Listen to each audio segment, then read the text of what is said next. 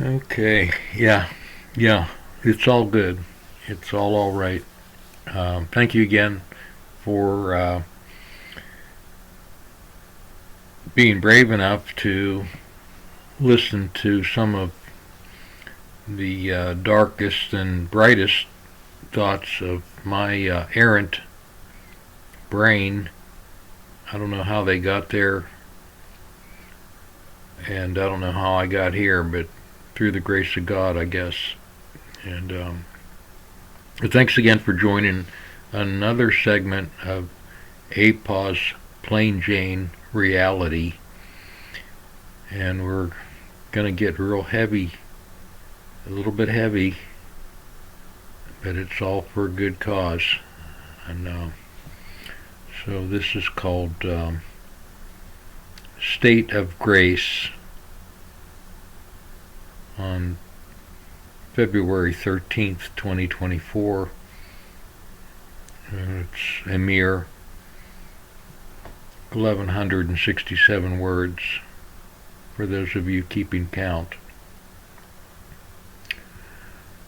State of Grace.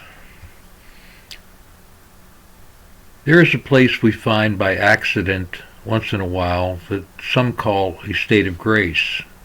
Maybe we can work toward it, but usually it finds us more than we find it. It often eludes us when we chase after it, but it often finds us when we least expect it. At times we walk under its spell and are unaware we are in it. Perhaps it is similar to smelling an old fragrance that throws us into a memory we had forgotten we possessed.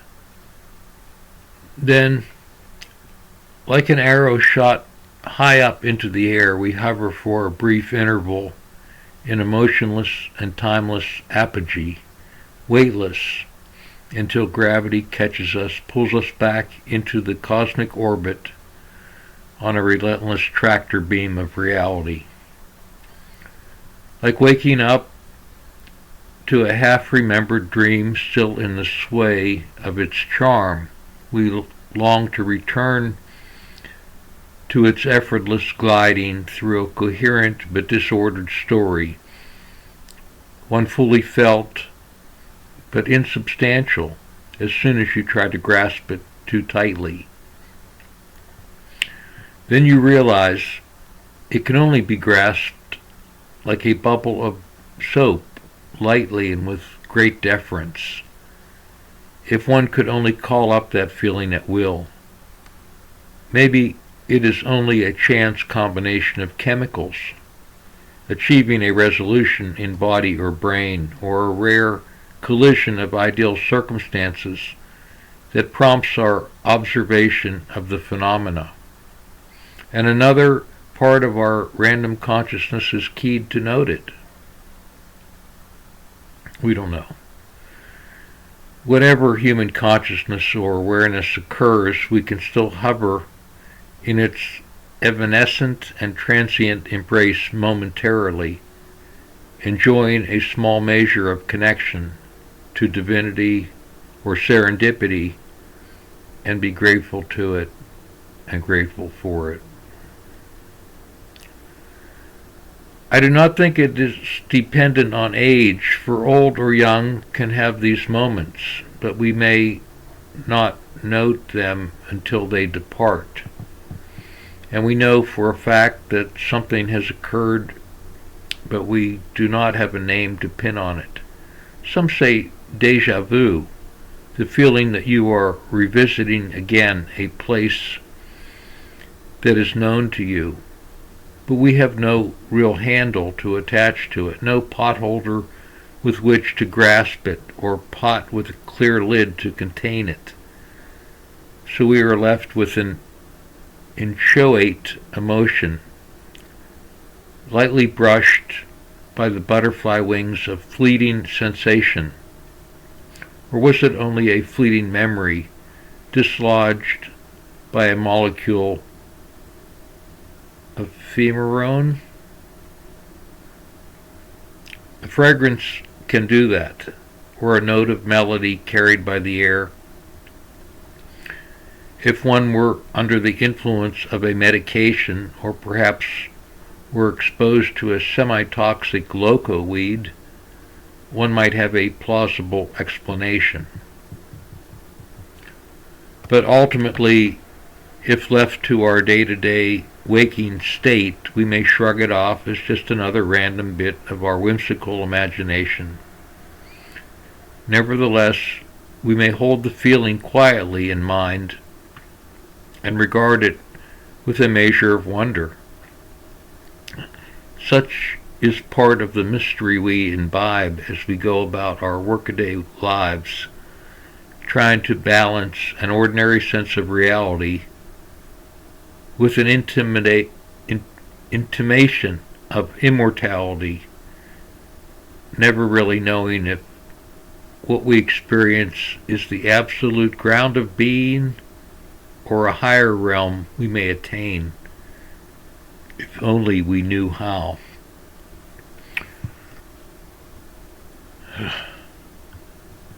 That's a lot. Sorry. I told you it was a little heavy. Thus the ordered train of my thoughts meanders along the various randomly firing synapses of my own chaotic thinking. As I try to insulate my delicate breadcrumb memory from the noise of a rowdy world, I try to exert my feeble imagination to order raw perception, try to determine how permeable the membrane between brain and raucous life.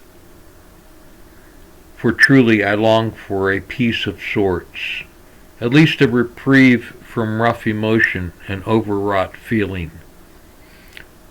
I tally it up to a lack of focus, a lack of ability to discipline mind, mouth, and tongue. Why must I be compelled to form sentences or to blurt out random fact as if the whole world could not continue until that thought leapt out of my open airplane door of a mind praying for a net? Then I recall there is already an order beyond my small squeak of surprise in the gravity of the planet that will draw any object heavier than air back down to the hard or soft-packed soil. And anyhow, I can be assured of that landing. For we are earth-born and earth-bound, with more than feet of clay, and our makeup is not applied but part and parcel of all that we are connected to, though we be separate from seawater and soil, air and green-brown life. They also flow through us, at least microscopically or molecularly, as vapors are exchanged between river and sky, between onshore breeze and offshore breeze, carrying ions and wispy molecules from one to the other.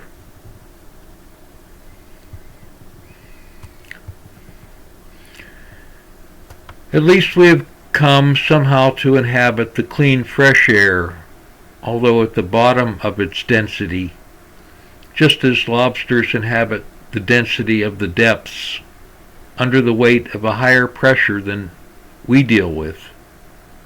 And we inhabit a realm where we are permitted to wander freely on two legs, by Shank's mare, wherever we care to roam, just as they wander freely about in mysterious caravans from place to place on the seafloor. And we wonder not about these matters, and if we differ from our cousin crustaceans in merely their exoskeletons and our interior skeletons, or their travels about their chosen abode, Most humans give little thought to the differences or the similarities of all the life forms which populate our play. We regard ourselves as separate from the common lot. But be forewarned, we share common destinies and very common trajectories in our life journeys.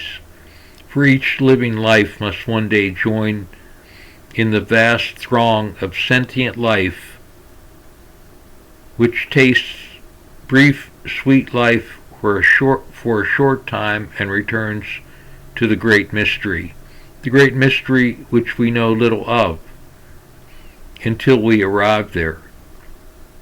Though pennies may weight our eyes, and we see not our blessed return to the matrix.